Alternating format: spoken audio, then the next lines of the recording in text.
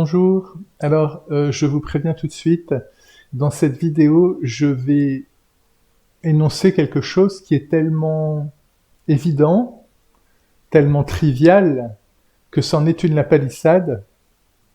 Et je vous préviens, parce que malgré le caractère banal, en apparence, de ce que je vais énoncer, ça implique un certain nombre de choses qui ne sont pas très compliquées sur le plan intellectuel, qui sont même extrêmement simples, mais que beaucoup, beaucoup, beaucoup de chrétiens ne veulent pas entendre.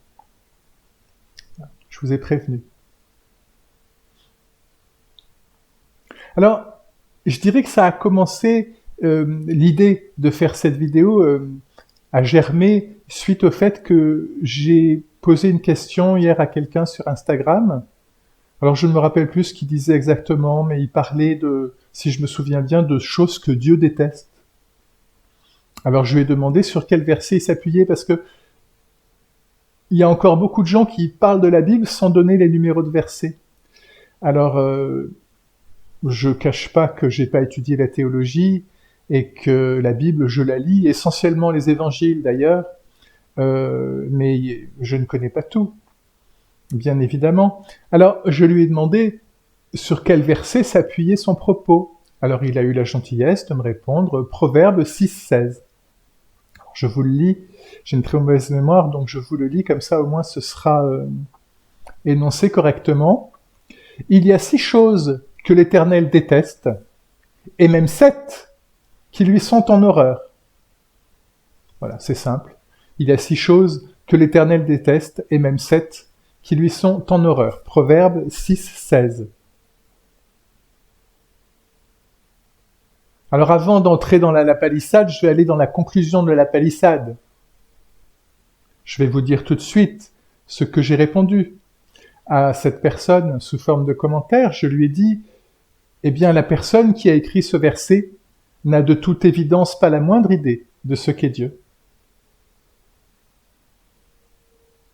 Il n'y a là aucune intention provocatrice, je ne fais qu'énoncer une banalité. Évidemment, si je l'explique pas, ça paraît pas si banal que ça, donc je vais vous l'expliquer. Mais je peux pas faire des discours comme ça, sous forme de commentaires, à des gens qui n'ont pas forcément envie de les recevoir. Donc je mets une explication, je dirais simple, rapide, concise, insuffisante, bien évidemment. Et puis si la personne a la curiosité d'en discuter, j'en dirai un petit peu plus. En plus, j'ai nommé mon compte Instagram l'Évangile de Stéphane. Je me suis dit que ça devrait attirer un peu la curiosité. Et tiens, l'Évangile de Stéphane, qu'est-ce que c'est que cette Olibrius ? Je vais aller regarder ce qu'il dit. Non, le gars a effacé mon commentaire. Il semblerait, j'en ai l'habitude, il semblerait que j'ai dit quelque chose qui dérange. Comment est-il possible que la parole de Dieu soit fausse ? Comment peut-on affirmer que la parole de Dieu serait fausse ? Alors je ne sais pas comment ça s'est passé pour les proverbes, je ne suis pas expert dans ce genre de choses, je n'ai pas d'érudition théologique. Je sais que pour les évangiles, qui sont des témoignages de Matthieu, Marc, Luc et Jean, qui ont été reçus de manière directe, puisqu'ils ont vécu auprès de Jésus, ils se sont propagés d'abord sous forme orale, pendant minimum, je crois, 60 ou 80 ans, et puis ensuite on s'est dit, tiens, en fait, il faudrait peut-être écrire tout ça. Donc il n'y a rien d'étonnant en ce qui concerne les évangiles qui ait pu avoir des approximations. On sait tous comment fonctionne le bouche à oreille. Alors pour les proverbes, je ne sais pas. Mais la connaissance que j'ai de Dieu, et là je parle d'une connaissance directe, et pas d'une compréhension intellectuelle, je ne parle pas de quelque chose d'appris, mais de quelque chose de vécu, me fait voir immédiatement, comme une évidence, que la personne qui a écrit, il y a 6 choses que l'Éternel déteste, et même 7 qui lui sont en horreur, ne peut pas savoir ce qu'est Dieu. Une personne qui a l'expérience de Dieu, une personne qui sait ce qu'est Dieu, ne peut pas écrire une chose pareille? Alors je ne vais pas me contenter de l'affirmer, je vais donc vous l'expliquer dans une belle lapalissade. Dieu est amour. Et c'est une évidence pour moi parce que j'ai eu la chance de le vivre lors d'une mort temporaire. Et ensuite Jésus m'a demandé de témoigner ce que je fais. Mais il n'y a pas besoin d'avoir cette expérience. Tout le monde sait que Dieu est amour. En tout cas, les chrétiens le savent, en sont convaincus. Dieu est amour.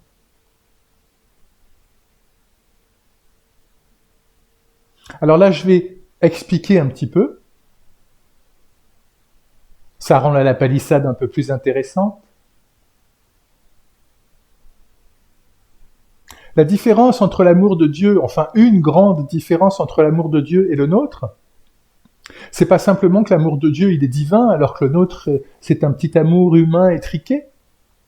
C'est pas simplement que l'amour de Dieu il est infini alors que le nôtre, ben justement, il est tout petit. C'est aussi que l'amour de Dieu n'est pas un amour que Dieu éprouve.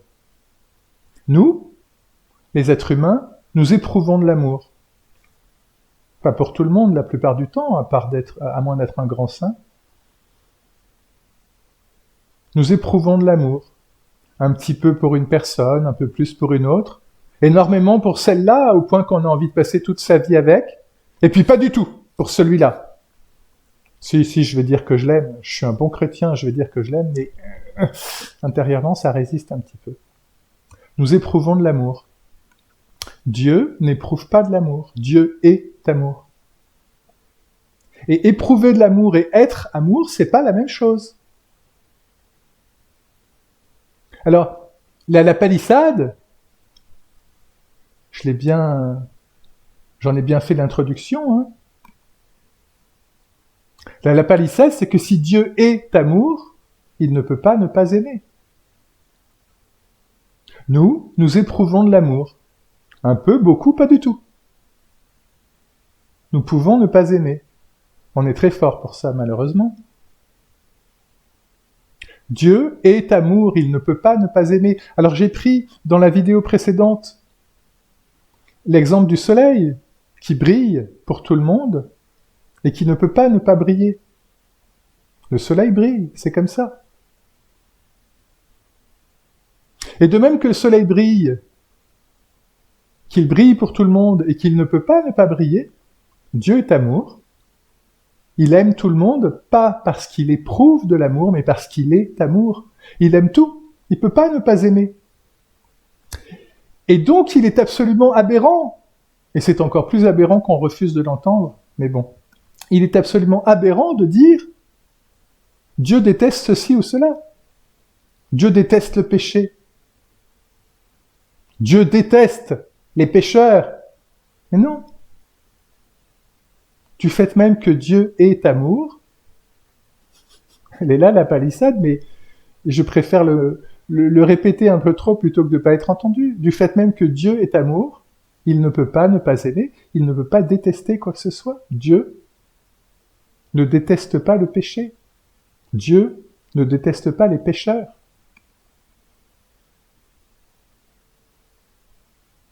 Dans son amour pour nous, il nous conseille de ne pas pécher, parce que cela n'est pas bon pour nous. Cela ne nous amène pas vers la paix et le bonheur auquel nous aspirons, et auquel il aspire pour nous, dans son amour pour nous. Il ne nous interdit pas de pécher. Il ne dit pas « ça c'est mal, tu le feras pas, sinon je serai en colère ». Tu ne peux pas être en colère. L'amour ne peut pas ne pas aimer, l'amour ne peut pas détester, l'amour ne peut pas être en colère.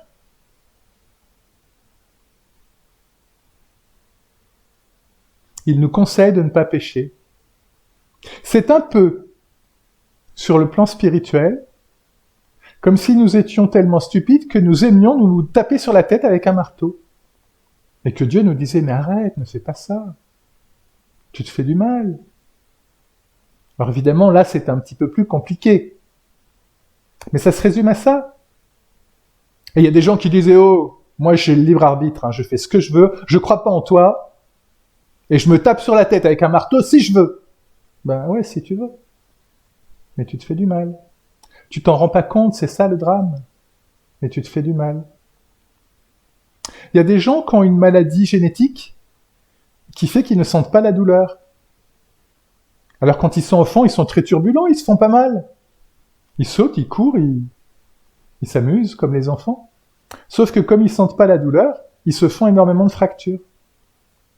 Ils sont pas plus fragiles que les autres, c'est pas la maladie des os de verre. C'est simplement qu'ils sentent pas la douleur. Et comme ils sentent pas la douleur, ils se font mal. Ils se font pas mal au sens d'avoir mal, mais ils se font beaucoup de fractures. Nous, quand on se cogne, on a mal, alors on évite. Et ça nous protège des fractures. La douleur, elle est pratique de ce point de vue-là. Les enfants, alors devenus adultes, on suppose qu'ils se sont un peu assagis, mais les enfants qui sentent pas la douleur, ils se blessent. Et spirituellement, nous sommes un peu comme ces enfants. Nous nous tapons sur la tête parce que, oh, qu'est-ce que c'est amusant! Qu'est-ce que je m'éclate à me taper sur la tête, les gars! Et l'autre là-haut, il dit qu'il faut pas. Mais on se fait du mal. Et Dieu nous interdit pas de nous taper sur la tête. Il nous dit pas que c'est mal. Il nous dit pas que c'est immoral. Il nous dit, vous tapez pas sur la tête, les gars, vous allez vous blesser. Et il nous dit ça dans son amour pour nous. Et il déteste pas le péché. Il y a beaucoup de culpabilité qui vient avec ça. Oh là là, j'ai péché, alors quand on a commis un gros péché, mon Dieu, est-ce que Dieu va vraiment me pardonner?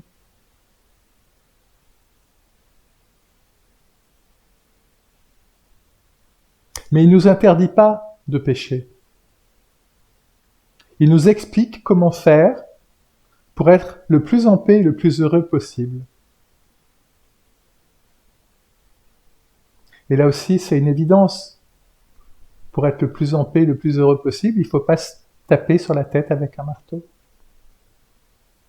C'est pas une question de morale, c'est pas une question de détester le péché et encore moins les pécheurs. C'est une question d'amour, c'est toujours une question d'amour.